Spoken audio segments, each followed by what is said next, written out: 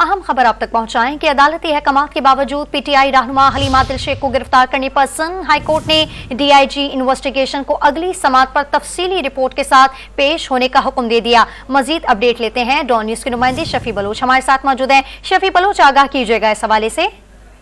हलीम आदिल शेख के बेटे की जानिब से जो है वो सिंध हाईकोर्ट में दरख्वास्त दायर की गई थी, जिसमें ये मौक़िफ़ इख्तियार किया गया कि इनके वालिद के खिलाफ सियासी बुनियाद पर जो मुकदमा कायम किए जा रहे हैं और रोजाना नए मुकदमा बनाए जा रहे हैं। जिस मुकदमे में जमानत होती है फिर नया मुकदमा जो है वो बनाकर फिर उनके वालिद को गिरफ्तार किया जाता है।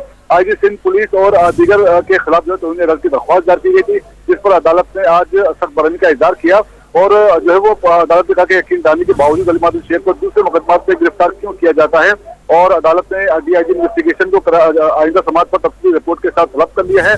और ये भी अदालत ने जो है वो दरियाफ्त किया कि जितने मजीद मुकदमा अगर हलीम आदिल शेख के खिलाफ किसी थाने में है तो इसकी रिपोर्ट भी आइंदा समाअत पर पेश की जाए। और जो है वो इस पर अदालत ने कहा कि जो रिपोर्ट में बताया गया था कि हलीम आदिल शेख के खिलाफ मजीद मुकदमा दर्ज नहीं है तो उस पर अमल दरामद क्यों नहीं किया जाता और मजीद किन नए मुकदमा पर गिरफ्तार किया जाता। लिहाजा अदालत ने जो है वो किसी और नए मुकदमे अगर के खिलाफ नहीं है तो गिरफ्तारी से रोक दिया और साथ ही साथ अगर कोई थाने में कोई मुकदमा दूसरा कायम है तो उसकी रिपोर्ट भी अदालत ने तलब कर लिया है। अगली समाअत पर तफसीली रिपोर्ट के साथ पेश होने का हुक्म दे दिया। तफसील बताए थे शफी बलोच, आपका बहुत शुक्रिया।